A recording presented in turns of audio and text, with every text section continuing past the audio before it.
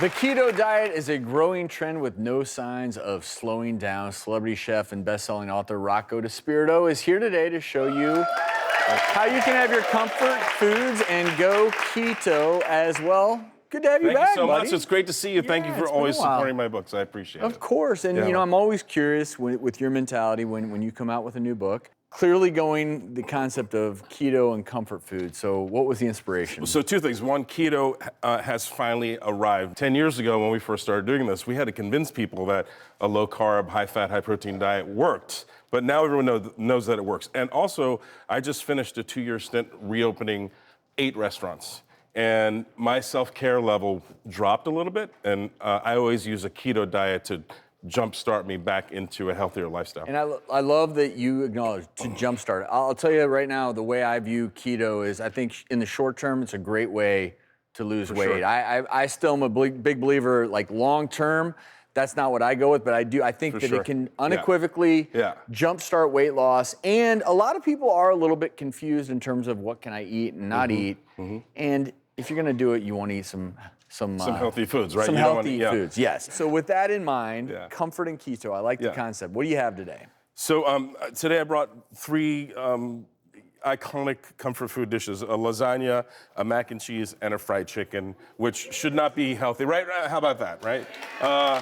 So the most important thing to know about keto is that you want to keep your carbs. For me, after experiencing a lot of work one-on-one with clients, 30 grams or less a day. Some people say 60. I think 30 is a better benchmark. So I'm trying to reduce empty calorie carbs, not just carbs. We always have to distinguish between the good and the bad carbs, right? And that's the most beauty. important Rocco's thing. always honest.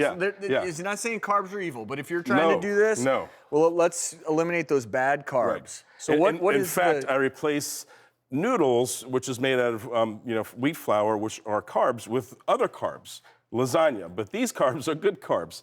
You know, they happen to be nutrient dense. They have a lot of fiber. So this is eggplant in there? Eggplant, yeah. Eggplant So lasagna. eggplant in place of the noodle. Exactly, that's right, yeah. When you get rid of all the pasta, you take the carbs from 33 grams per serving of bad carbs to 14 grams per serving of good carbs with fiber. So net carbs are gonna be around 4, 5, 6, which means there's gonna be almost no carb impact. This is still lasagna, and that tastes... It's good, right? That eggplant Yeah. tastes really good. Yeah. He always tells me if it's not good. So next dish is mac and cheese. Real simple. I made a classic mac and cheese with the classic sauce, 2 kinds of cheddar, butter. I even had some chicharron on there that I heard someone doesn't like. But I replaced the pasta with cauliflower. Cauliflower to the rescue again, right? So we all know that cauliflower is a great replacement for rice, for pasta, for all kinds of things. Pizza crust, and the list goes on. I didn't know for mac and cheese. So what I'm seeing in here, that is cauliflower. It's cauliflower, yes. So there's no pasta at all. actual pasta. No pasta at all. I am. It's a classic mac and cheese, Are you except I nervous replaced. if I'm I'm going always like a little this? nervous when you're tasting my food. He's really honest about what he thinks about my food, so. I'm in. You're in? You I feeling like good it, about yeah. this? Good. So get this, we replaced 39 grams of bad carbs with only 10 grams of good carbs. That's a huge reduction. That's a third of the original carb content. But we're talking about cauliflower instead of pasta.